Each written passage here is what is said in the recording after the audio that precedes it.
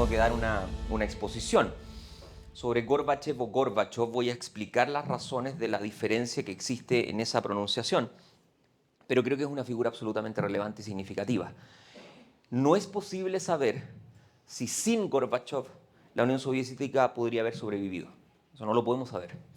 Pero sí podemos saber de que es debido a Gorbachev que se aceleran toda una serie de procesos que van a terminar con el colapso de la Unión Soviética, oficialmente anunciado en diciembre del año 91, que derivará en un proceso absolutamente crítico, sobre todo en términos económicos, para la Federación Rusa, que propondrá la idea de esta nostalgia del pasado, alguna vez fuimos poderosos, queremos volver a hacerlo, y que se encapsula en un sujeto que ustedes ya conocen, Vladimir Putin.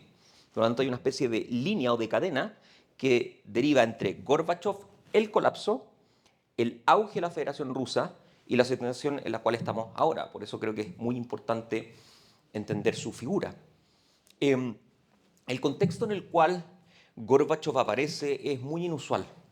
Yo voy a proponer una especie de cronograma muy simple para situarnos al menos en el tiempo, porque previo a Gorbachev, los secretarios generales del Partido Comunista Soviético habían sido, primero, Nikita Khrushchev, que gobierna inmediatamente después de Stalin, y Leonidas Brezhnev, que obtiene el poder en una especie de golpe de palacio sobre el propio Khrushchev el año 64, y es que es el último secretario general del Partido Comunista Soviético que gobierna por un periodo extenso de tiempo. Lo había hecho Khrushchev, por cierto lo había hecho Stalin también en su momento, y vamos a hablar algo de él. Y después de él, después de Khrushchev y de Brezhnev, viene Andropov y Chernenko, ninguno de los cuales gobierna por más de 2 años. Andropov muere 15 meses después de haber asumido el poder y va a ser una figura central y muy importante en el contexto del ascenso de Gorbachev. Y Chernenko, una especie de, en fin, elefante blanco del régimen, creo que alcanza a gobernar poquito más de un año, muere problemas de su tabaquismo. Él comienza a fumar cuando tenía 9 años. ¿No? Y muere producto de un ataque cardíaco. Es parecido en la historia a lo que fue en su momento Mao Zedong, el gran líder de China, que también muere por complicaciones de tabaquismo, solo que con una diferencia. Chernenko se lavaba los dientes. ¿Sabían eso, no? Mao Zedong nunca se lavó los dientes y fumaba como impedernido. Pero bueno, ¿para qué arruinar esta charla con ese tipo de anécdota, ¿no? El nombre de Gorbachev aparece en esta imagen escrito con el alfabeto cirílico. Y esa es la razón por la cual se puede pronunciar de ambas maneras, como Gorbachev y como Gorbachev, ¿no? ¿Por qué? Porque si uno traduce literalmente el apellido Gorbachev, uno tiene el problema de que qué letra de nuestro alfabeto mejor reemplaza la letra Y que está acá. Algunas la reemplazan gramaticalmente, es decir, tratan de acercarse a la mejor forma que gramaticalmente la letra se representa en nuestro alfabeto y la traducen entonces como Gorbachev, mientras que otros tratan de acercarse a la fonía, ¿no? A la fonética de cómo se pronuncia el apellido, y por ende se pronuncia como Gorbachev, pero puede ser escrito de ambas maneras, y ahí hay, en fin, un debate significativo por parte de los traductores de este hombre. Muy importante la fecha en la que nace. Nace el 2 de marzo de 1931 en un poblado muy pequeño llamado Privolnoye, que queda en el sur del Cáucaso, ¿no? En lo que actualmente es un poquito más abajo de Georgia, ¿no? O cercano a Georgia, ¿no? Y la fecha es muy importante por fundamentalmente 3 razones. Primera razón, porque 1931 ya implica la consolidación del poder de Stalin. Y eso significa que Gorbachev nace y crece en un sistema totalitario, que va a ser distinto, y acá hay que marcar un matiz, con lo que viene después. Porque tanto Khrushchev como Brezhnev inician un proceso de lo que se llamó en su momento desestalinización, ¿no? O de totalización, ¿no? Es decir, pasa de un régimen totalitario a uno autoritario, más bien todavía obviamente estricto, pero muy importante. Lo segundo, año 31, estamos a 8 años del inicio de la Segunda Guerra Mundial, el año 31. Y eso va a marcar de manera muy decisiva la vida del joven Gorbachev, debido precisamente a que el avance que van a hacer los nazis va a pasar por el Cáucaso. Y debido a que, por eso, el padre Gorbachev va a tener que sumarse a los esfuerzos de la guerra. Por lo tanto, va a ser un niño que va a crecer en ausencia relativa de la figura paterna, ¿no? Y tal vez lo tercero, que si uno toma todos los secretarios generales del Partido Comunista Soviético hasta Gorbachev, él es el único que nace después de la Revolución Rusa de 1917. Entonces, el esquema mental de Gorbachev es uno en el cual mira más bien hacia el mundo post-Segunda Guerra, antes que los secretarios generales del pasado, que miraban todavía a ese mundo zarista que se había destruido con 1917, ¿no? Y tienen otra óptica mental, y creo que es lo que va a explicar finalmente las razones de por qué Gorbachev toma las decisiones que toma una vez que asuma el poder. Como comenté, su niñez es una niñez difícil, nace en una familia agraria, es una familia pobre, nace, como dije, en ausencia de la figura paterna debido a la guerra, y esto va a generar una especie de enseñanza muy significativa. Si alguien está meridianamente familiarizado con Gorbachev, podrá comprender de que para él el manejo de la información va a ser crucial. Y de hecho va a proponer una gran reforma que tiene que ver con cómo se comunica en la Unión Soviética con posterioridad. A él le cuentan que su padre falleció en el año 44. Y eso destroza a la familia. La madre llora, Gorbachev llora, sus amigos lloran. 3 a 5 días después, su propio padre le comunica: no, la información que ustedes recibieron era mentira. Emerge finalmente como el ave fénix. Y eso lo cuenta el propio Gorbachev en términos de decir: la información puede modificar y alterar gravemente la psicología de una persona y la cognición de una persona. Si yo entrego información falsa, eso puede generar un impacto emocional muy profundo. Y eso va a marcar, creo yo, de manera bien significativa a Gorbachev, sobre todo en su temprana juventud. Acá lo vemos con su padre, con su madre, con su hermana pequeña. En esta fotografía tiene 17 años, perdón por la calidad de la fotografía, pero está sacada de una biografía muy buena que escribe William Taubman sobre el propio Gorbachev. Y cuando el padre vuelve a Privolnoye, bueno, ¿cuál es el futuro de la familia? El futuro que siempre han tenido: dedicarse a la agricultura. Y acá ocurre algo clave, que es bien llamativo cómo opera la historia, porque la historia finalmente te intersecta en base a cuestiones sobre las cuales tú no tienes control. Para tratar de mejorar la productividad de la Unión Soviética, entre paréntesis, 20 millones de soviéticos mueren en la Segunda Guerra Mundial. El país queda completamente en el suelo y es necesario tratar de recuperarlo. Se propone una especie de concurso, que es en realidad una manera eufemística de decir: queremos que produzcan más de lo que están produciendo ahora. Con la diferencia de que quien más produzca grano en un periodo de tiempo ganará la medalla a la Orden de Lenin, ¿sí? Y el padre Gorbachev y su propio hijo se ponen a trabajar y ganan. Producen 8.000 quintales de grano en un periodo, creo que es de 2 meses. El padre obtiene la Orden de Lenin y Gorbachev obtiene la medalla a la bandera roja del trabajo, firmado por el propio Stalin, que es esta. Y esto es clave, clave, clave, clave. ¿Por qué?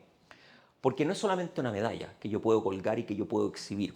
No solamente te entrega cierto estatus, ¿no?, con tu aldea, con tu pueblo, con tus compañeros. La medalla también te permite entrar al sistema educacional formal de la Unión Soviética sin la necesidad de pasar por exámenes. Entonces, un pequeño agricultor de Privolnoye accede a la Universidad Estatal de Moscú sin pasar por los exámenes y siendo respaldado porque además, esto es parte tal vez de la cultura soviética, es un proletario. ¿Mm? Es un proletario y eso era defendido tal vez en ese contexto y en esa época.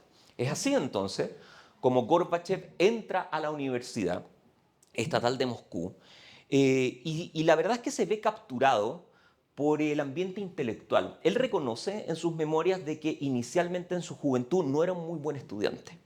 Pero ocurre también algo: cambia algunos bienes que tenía su familia por libros. Y dice que cuando comienza a leer los libros, lo abre un nuevo mundo. Cambia completamente finalmente su esquema de carácter mental. Y eso hace entonces que cuando llega a la universidad ya viene como una especie de parámetro en torno a no solamente lo relevante que es la intelectualidad para mí, sino que lo significativo que son los estudios en el contexto de la Facultad de Derecho en la cual entra Gorbachev. Rápidamente termina posicionándose como el mejor estudiante, al menos de su generación. En la universidad conoce a su esposa, que la acompañará por toda la vida, Raisa Titarenko. Eh, Mujer muy especial además. Estaba estudiando filosofía. Era además una mujer intelectual. Ella comenta también en su memoria que rápidamente configuran con Gorbachev una especie de pareja muy estereotípica. Era esta pareja que iba a los museos, que leía las mismas obras, que comentaba finalmente las exhibiciones artísticas y se posicionaba ella de forma distinta al resto de las esposas de otros jerarcas de la Unión Soviética. Porque en ese momento, por mucho de que haya habido una insistencia en la Unión Soviética, por ciertos grados de igualación de género se le llama ahora, ¿no? Raisa sobrepasaba tal vez a sus pares. Esa la hacen parecer muy antipática a ojos de otros jerarcas, porque el conocimiento entrega también eso. Quien maneja conocimiento frente al ignorante resulta un tanto antipático y Raisa siempre fue un tanto desplazada dentro de lo que es la comunidad de jerarquía de la Unión Soviética. Acá los vemos algún tiempo después en Moscú junto a su hija Irina. Gorbachev y Raisa solamente tuvieron una hija, Irina, a pesar de que Raisa tuvo un aborto deliberado el año 55, producto de que su vida estaba en riesgo, incluso si proseguía con dicho embarazo. En ese contexto, entonces, piensen lo que significa eso. Un agricultor gana la medalla, se le abren las puertas de la universidad, en la universidad es el primer estudiante de su generación y ya desde temprano había entrado al Partido Comunista. Entonces hay una especie de vínculo y de trazo que uno puede empezar a imaginar entre Gorbachev y finalmente la posición que va a tomar. Hay dos elementos que van a resultar clave acá y que tienen que ver con los círculos que Gorbachev comienza a habitar y con las personas con las cuales comienza a relacionarse. La primera de ellas es el secretario general de Georgia, del partido en Georgia, Shevardnadze, que en alguna medida lo moviliza dentro de un contexto todavía menor. Gorbachev no es alguien que está en San Petersburgo, no es alguien que está en Moscú, pero en el contexto del sur del Cáucaso, Shevardnadze es clave y contribuirá finalmente a Gorbachev a su carrera política. El segundo es Yuri Andropov. Muy importante Andropov porque no solamente fue secretario general del Partido Comunista Soviético, fue también el director de la KGB. ¿Saben lo que es la KGB, cierto? Esta especie de equivalencia a la CIA norteamericana. Y por ende, los contactos que tiene Andropov son de tal magnitud y de tal poder que quien se acercaba a él más o menos tenía garantizado un auge en su carrera política. Es por Andropov, a mi juicio, la razón por la cual definitivamente Gorbachev va a empezar a ser considerado como secretario general del Partido Comunista una vez que Chernenko muere. Desde el punto de vista del cronograma, esto no me quiero dedicar mucho a esto es simplemente un resumen y una síntesis de cuál fue su carrera política. Entra a la universidad. Komsomol es el acrónimo en ruso para Juventudes Comunistas, ¿sí? Entonces, ingresa tempranamente a las Juventudes Comunistas, se hace primer secretario de las Juventudes Comunistas en la región de Stavropol, donde queda Privolnoye, hace una carrera meteórica dentro de esa misma región y finalmente forma parte del Comité Central del Partido Comunista Soviético entre el año 70 y cuando es nombrado entonces secretario general. Está 15 años dentro de ese ambiente que es absolutamente clave finalmente para ascender. Con todo lo que hemos dicho, me gustaría enfatizar 5 cosas respecto de, le podríamos llamar la psicología de Gorbachev, que es una psicología, creo yo, muy complicada.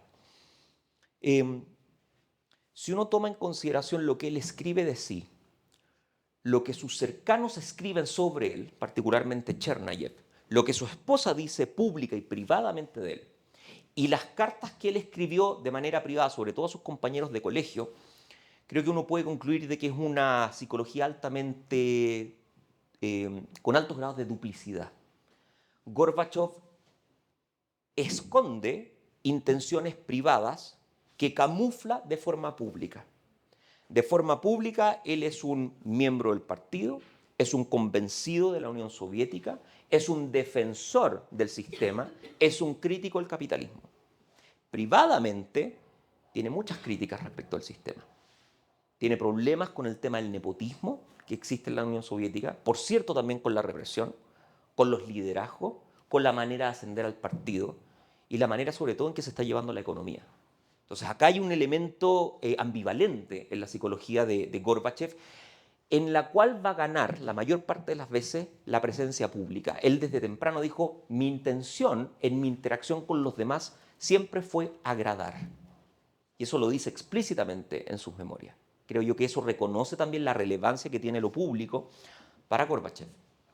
Lo segundo es que él es un reformista. Él en sus críticas privadas entiende de que la forma en que se lleva a cabo el manejo económico en la Unión Soviética tiene punto de término. Y el punto de término él ya lo empieza a experimentar incluso en la mitad de Brezhnev. Yo diría que hacia los 70, mediados de los 70, ya se estaba visualizando un descenso significativo de la productividad soviética. Y Gorbachev entiende de que es necesario generar transformaciones para mantener en pie el sistema del cual él se siente parte. Tercero, es una persona joven, año 31, vuelvo a insistir. No experimenta en carne propia 1917. Y en su estadía en Stavropol como secretario general, quienes trabajan para él dicen de que su modo de liderazgo era muy anómalo al de la Unión Soviética. En la Unión Soviética uno se encuentra con una jerarquía absolutamente fija y donde las órdenes de quien está en la cumbre de la pirámide simplemente se obedecen de manera casi ciega.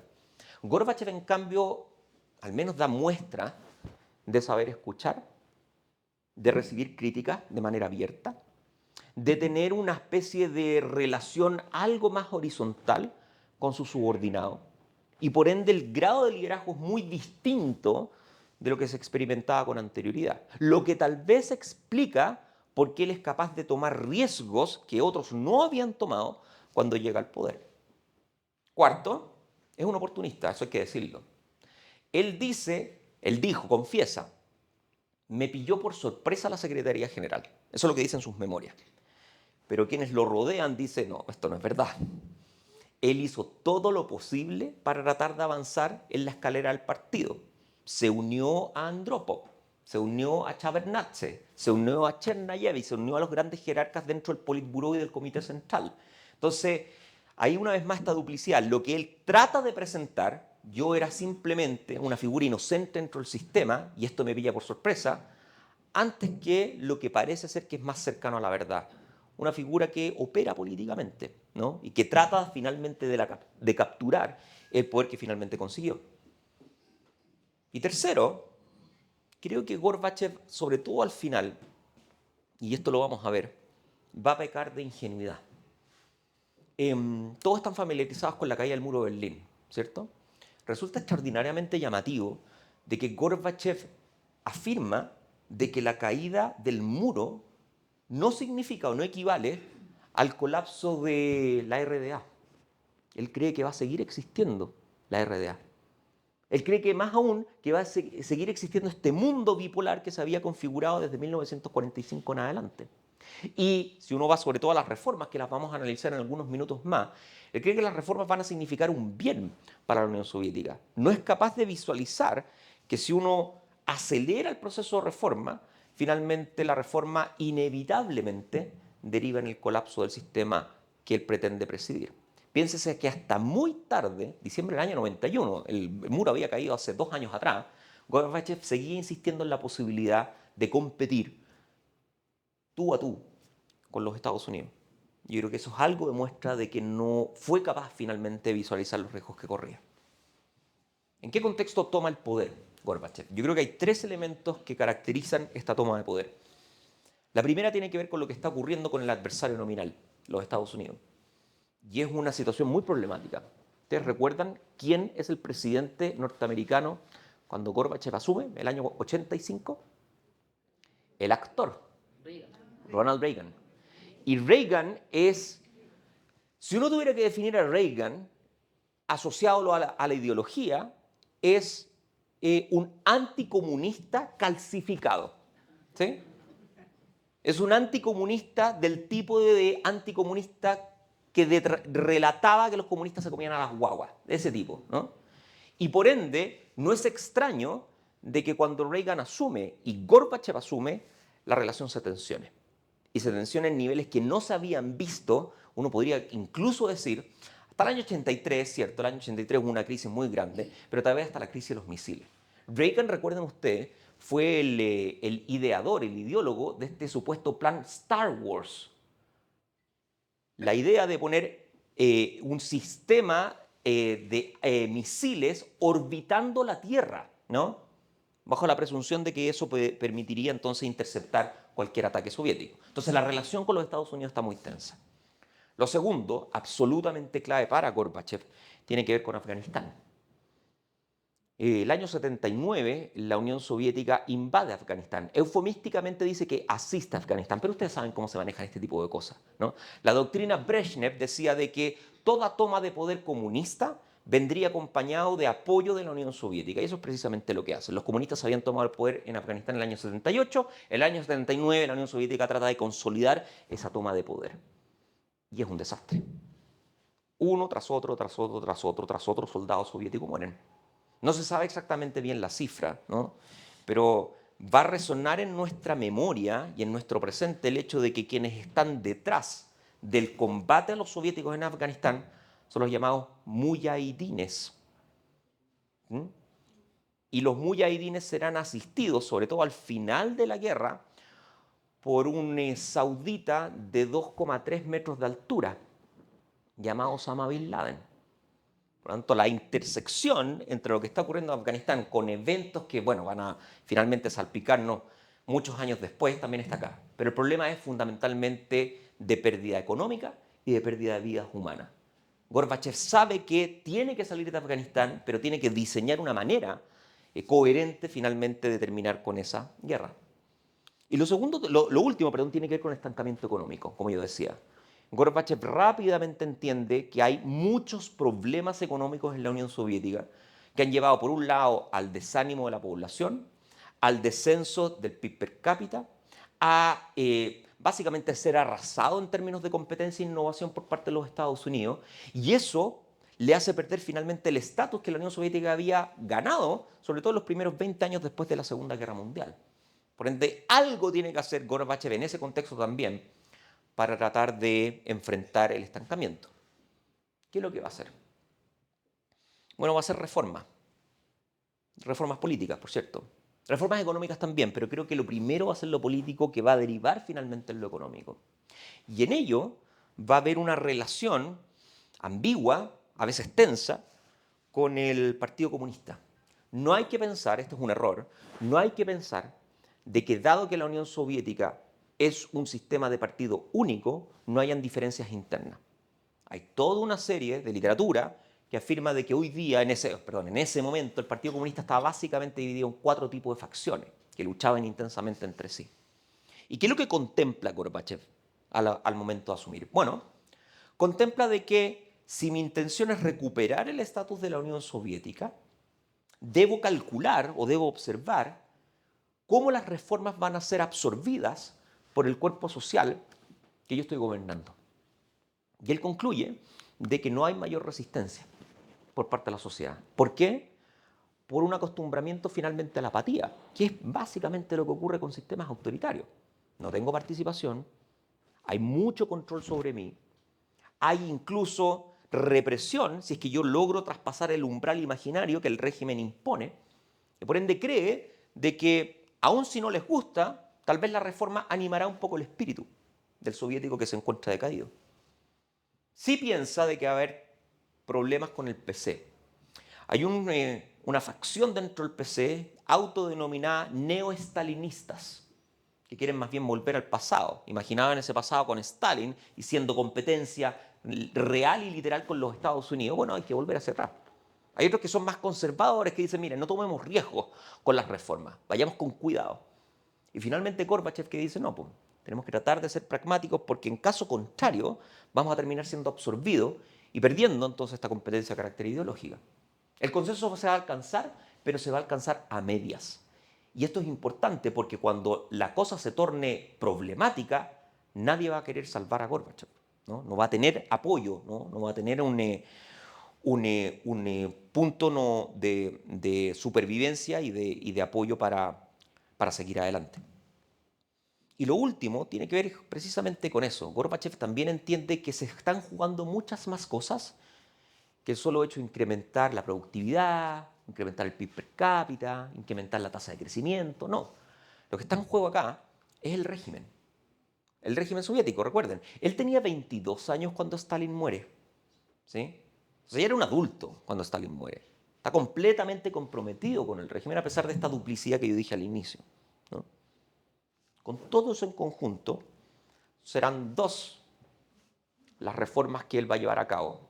Y es muy posible que hayamos escuchado hablar de estas reformas en el pasado. La primera de ellas la llama Glasnost. En ruso, Glasnost significa publicidad. Y es el intento de liberalizar, meridianamente, pero liberalizar al fin y al cabo, la manera en que la libertad de opinión circula en la Unión Soviética. ¿Recuerdan la anécdota del padre de Gorbachev supuestamente muerto? Y el impacto emocional que eso tuvo y la manera en cómo Gorbachev entiende que la información es clave finalmente para mantener la estabilidad de una comunidad. Bueno, Glasnost apunta un poco a eso. Pero la raíz de Glasnost tiene que ver con lo siguiente. Gorbachev se hace la pregunta, y esto lo dice en sus memorias, también lo dice en el libro Perestroika que escribe después. ¿Cuál es el activo más importante que tiene la Unión Soviética? Y él dice, los trabajadores. Y la pregunta que se hace a continuación es, bueno, si los trabajadores son lo más importante, ¿cuánto el régimen presta atención a lo que los trabajadores dicen? Y Gorbachev responde, nada. No escuchamos. No sabemos cuáles son sus sueños, cuáles son sus expectativas, cuáles son sus proyectos, cuáles son las críticas que hace del sistema. ¿Qué es lo que preferiría hacer, que no preferiría hacer? Entonces el silenciamiento de los trabajadores, cree Gorbachev, es algo que hay que intentar resolver.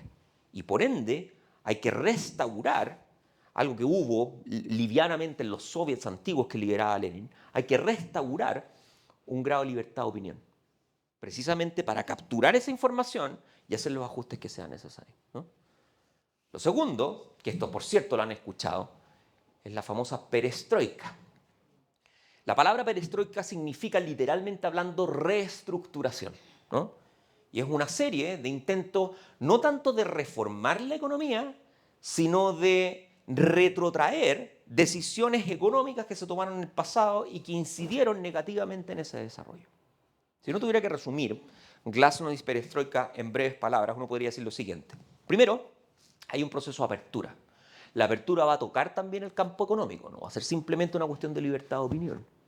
Segundo, es un proceso que trata de hacer que el trabajador se haga más partícipe en aquello que está trabajando, algo que Gorbachev considera crucial porque ya lo vio en su estadía en Stavropol. Tercero, importante, va a aceptar la propiedad privada, algo que de por sí es una especie de hecatombe desde el punto de vista del simbolismo que eso tiene para la Unión Soviética. ¿Por qué lo hace? Porque él se dio cuenta de que, viendo la manera en cómo operaban los colectivos agrarios en su zona, entendía de que breves ajustes en cada uno de los colectivos, dado por el conocimiento que los propios trabajadores tenían de ese colectivo, mejoraban la productividad. ¿Podemos llevar eso a gran escala? Y él responde que sí. Pero eso implica entonces la privatización. Privatización que todavía va a estar muy ajustada, pero privatización ¿por qué? Porque el Estado, esto es un reconocimiento implícito, no lo puede conocer todo. Y el privado responde más aceleradamente, más rápidamente a las circunstancias económicas. 4. Usualmente la Unión Soviética operaba en base a producción por cuotas. El Estado determinaba cuánto producir y qué producir. Lo que llevaba a, en fin, ironías del tipo que en un febrero chileno se seguían produciendo paraguas. ¿Me explico? Por ende, respondiendo al mercado a la oferta y la demanda, cree Gorbachev, mejorará la productividad. Y al mismo tiempo entiende de que el Estado es una especie de caja sin fondo, me recuerda mucho a mi propia nación, pero bueno, eso es otro tema. Caja sin fondo desde el punto de vista económico, ¿no? No podemos seguir salvando ni empresas, ni proyectos, ni aventuras como la de Afganistán, que finalmente generan y contribuyen al colapso de la propia economía, ¿no? Ok. Muy liviana y débilmente, esto comenzará a aplicarse el año 86, con mayor fuerza el año 87, completamente con el acelerador a fondo hacia el año 88. Y va a tener consecuencias que Gorbachev no había predecido. Ahí viene la ingenuidad. Y yo voy a detectar tres tipos de consecuencias. Uno asociado a glasnost, otro a perestroika y otro relativo a la política y particularmente al partido. Entonces, ¿qué pasa con glasnost? Bueno, pasa lo que suele ocurrir cuando tu jefatura te dice, mire, no van a venir consecuencias, pero díganme realmente lo que ustedes piensan. Bueno, uno toma la oportunidad, ¿o no? Ok, sí, usted es un buen jefe, pero, y el pero siempre deja la escoba, ¿no? Bueno, se le entrega la oportunidad a los trabajadores. Y los trabajadores tímidamente comienzan a entregar algún tipo de opiniones. Pero las opiniones llevan a hacerse la siguiente pregunta. Si estamos mal económicamente, ¿de qué depende ese estar mal? Bueno, no depende de Gorbachev, la verdad, porque Gorbachev acaba de asumir. ¿De quién depende entonces? Del gobierno anterior. ¿Han escuchado esa expresión, no? Irritante. Depende del gobierno anterior. Bueno, el gobierno anterior había sido Chernenko, que prácticamente no gobernó, lo mismo que Andropov. Por lo tanto, quizás la responsabilidad está en Brezhnev. Ok, pero Brezhnev recoge un modo de hacer las cosas que no venía de él. ¿De dónde venía? De Khrushchev. Bueno, pero a ver, salvo el tema de represión y estos juicios simulados y las purgas, Khrushchev tampoco cambió mucho en la economía respecto de lo que había hecho Stalin. Y Stalin sigue en realidad lo que había sido los escritos y el mandato de su propio superior, Lenin. Por ende, fíjense esa cadena hacia atrás. Gorbachev, Chernenko, Andropov, Brezhnev, Khrushchev, Stalin, Lenin. Todo el régimen entonces está mal. El problema es que la razón por la cual estamos mal no tiene que ver porque nosotros hayamos producido menos o porque hayamos tenido un líder distinto. No, el problema es por el sistema. Y eso hace entonces que Glasnost se vuelquen cartas al director, entrevistas, panfletos, en fin, llamando a la ilegitimidad y a la crítica del sistema. Entonces, si el sistema es lo que en último término se encuentra mal, se encuentra fisurado, se encuentra fragmentado, entonces todo el sistema es ilegítimo. Entonces, la apertura a la libertad de opinión trae como consecuencia una opinión pública crítica del sistema hasta el punto de hacer ilegítimo el sistema mismo. ¿Sí? ¿Me entiendo, cierto? ¿Qué pasa con perestroika? Bueno, recuerden, Gorbachev dice perestroika, liberalización, ¿no? Oferta y la demanda. Bueno, pero privatización ¿por quién? ¿Quién va a comprar la estatal de petróleo? Rusia. ¿Quién va a comprar la empresa energética? Vamos a llamar, digamos, a una... ¿eh? No, pues, los que están mejor conectados. Entonces, lo que Gorbachev quería combatir termina retroalimentando el mismo sistema. La perestroika al final abre la puerta al nepotismo. Porque finalmente quien estaba mejor conectado con el Politburó, quien conocía al Comité Central, quien podía saltarse finalmente las reglamentaciones y los protocolos, bueno, finalmente era quien terminaba absorbiendo esa privatización. ¿Cuál es el resultado de todo esto? Que finalmente anima y levanta y acelera la desconfianza. Yo, como ciudadano normal, no tengo acceso a aquello que tú estás proponiendo, porque no cuento con el circuito de relación que tiene el miembro del Politburó o que tiene el miembro del Comité Central. De hecho, gran parte de las enormes fortunas que los oligarcas rusos tienen hoy derivan de acá. Y tercero, ¿qué es lo que ocurre con el Partido Comunista? Bueno, el Partido Comunista da cuenta de todo esto, sobre todo estas facciones que desde el inicio se habían opuesto al propio Gorbachev. Y eso lleva a alterar un poco el balance de poder, Había una suerte de luna de miel, que lo tiene todo el mundo, ¿no? Algunos presidentes más cortos que otros, pero en fin, ¿no? Gorbachev la había tenido, le damos la oportunidad para llevar a cabo las reformas, pero piensa que las reformas ahora nos están haciendo daño. Las reformas están salpicando problemas por todos lados. Los trabajadores están criticando continuamente el porvenir del Estado. Los privados están asociados a familiares de carácter sanguíneo. Entonces, ¿qué es lo que hacemos? Bueno, eso evidentemente lleva a una pérdida finalmente de control respecto de la manera finalmente de gobernar. Y hay la inestabilidad dentro del propio partido. Entonces, Glasnost no está funcionando, Perestroika no está funcionando. El caso Afganistán, que finalmente resuelve en 1989, ocurre muy tarde. Pueden haber muerto tal vez 100.000 soviéticos, la cifra debatida. Y viene Chernobyl también. Chernobyl, que es interesante, esta entre paréntesis es una imagen de la gran serie que se hizo sobre Chernobyl, no es una imagen real, ¿sí? La imagen real es esta, ¿no? Viene Chernobyl y Gorbachev, que decía, tenemos que hacer las cosas distintas, tenemos que informar, tenemos que darle voz a quienes están trabajando, hizo todo lo que pudo por ocultar la catástrofe de Chernobyl, que tiene un símbolo más importante, porque en alguna medida también es muestra simbólica de la decadencia tal vez soviética, ¿no? Del hecho de que esta supuesta vanguardia tecnológica genera un desastre total y absoluto. Ok. Todo eso en conjunto, entonces, lo que va a explicar el colapso. Y ahí viene una pregunta que es clave, clave, clave, clave. Y creo que, siendo honestos, marca también la razón por la cual Gorbachev es un hombre de Estado, ¿no? Y un merecedor del premio Nobel que recibe el año 90. Porque la pregunta es, bueno, ¿cuál es la alternativa? Si yo veo que está todo tambaleando, si yo veo que emergen comunidades que dicen, no, ya es que tal vez ya no quiero estar dentro de la Unión Soviética, quizás quiero mi independencia. Cuando observo que la política lleva más bien a la concentración del poder antes que la difusión del poder. Bueno, y la pregunta se responde de manera súper sencilla, es cosa de revisar la historia. La alternativa era actuar como se actuó el año 56 en Hungría o el año 68 en Checoslovaquia. Para que no suene tan críptico, el año 56 hubo un intento de revolución en Hungría que fue respondido con la fuerza brutal soviética.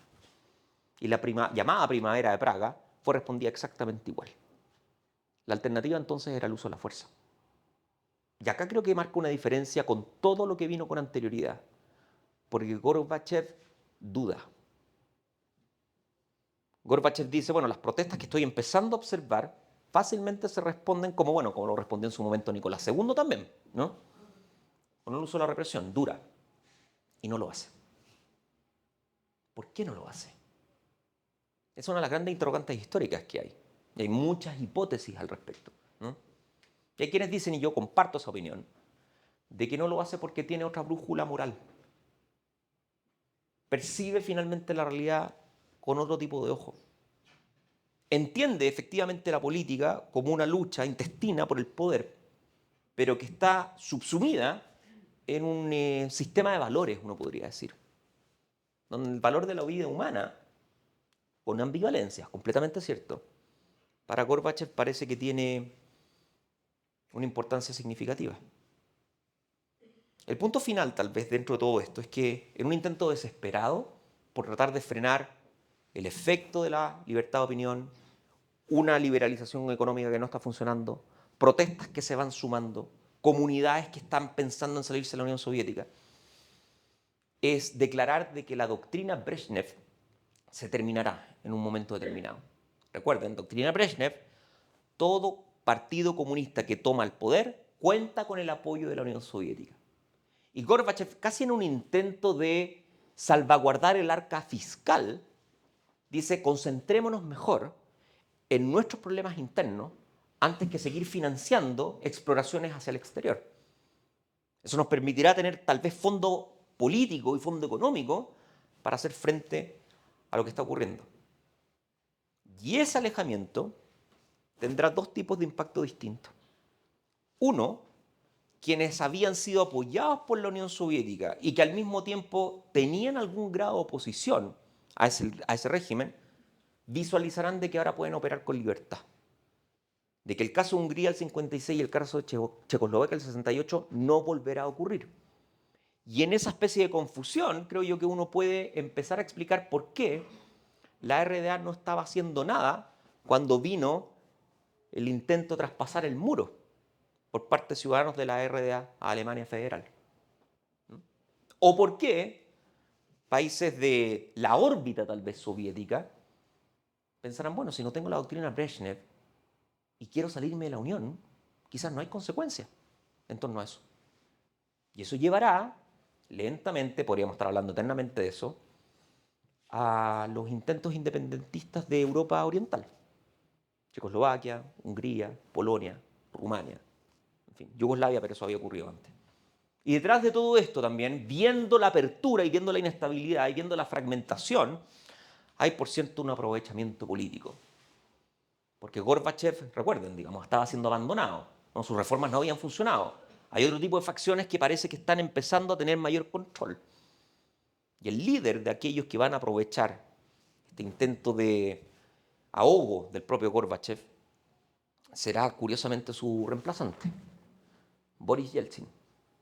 Boris Yeltsin que dice, bueno, si esto ya es un caso cerrado, como diría la jueza, quizás conviene capturar la pieza significativa de una unión que va a desaparecer. Quizá es demasiado el gasto y el costo y el esfuerzo de tratar de mantener a la Unión Soviética unida. Quizá hay que dejar que los acontecimientos fluyan, pero estar muy atento para que esa pieza mayúscula y mayor de la Unión sea capturada. Este mapa muestra la extensión que tuvo la Unión de Repúblicas Socialistas Soviéticas. Recuerden, Rusia no es la Unión Soviética. Rusia es una parte fundamental, pero una parte al fin y al cabo de la Unión Soviética. Y si esas partes, dado todo lo que ha ocurrido, comienzan a fragmentarse, Yeltsin entiende de que me importa tratar de mantener el control de Azerbaiyán, ¿a quién le importa? Digamos? O de Armenia, o de Georgia, o de las repúblicas de Asia Central. No. Lo más relevante y significativo es Rusia, que es la pieza clave dentro de la Unión Soviética. Por ende, Yeltsin frente a esto, pero Yeltsin operará precisamente para que cuando venga el momento esté en posición de capturar ese poder. Ok. Entonces, ¿cómo se quiebra la Unión Soviética?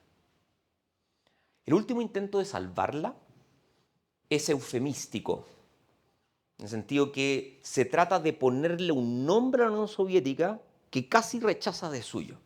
Gorbachev dice, bueno, si nuestro problema es los efectos, las externalidades, le dicen los ciúticos, de la política y de la reforma, tal vez hablemos de la Unión Soviética no como una república socialista, sino como una democracia. Pero como una democracia de partido único. El chiste se cuenta solo, ¿no? Por cierto, esto va a ser completamente rechazado, ¿no?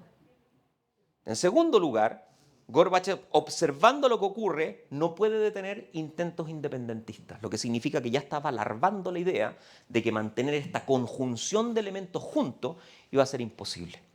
Entonces, aproximadamente entre el año 89 y el año 93-94, incluso después de la caída de la Unión Soviética, van a haber amplios esfuerzos de separatismo de comunidades que no eran eslavas, pero que formaban parte de la Unión Soviética. Lo que va a llevar obviamente al surgimiento de una decena de nuevos países en el ámbito de la comunidad internacional. Es ese elemento el que va a tomar, por cierto, Yeltsin, como les dije. A él le interesa a Rusia, que la Unión Soviética colapse, a lo mismo, digamos, porque yo voy a afirmarme ese elemento. Pero acá también está, entonces, la cadena que va a terminar con una federación rusa herida el día de hoy.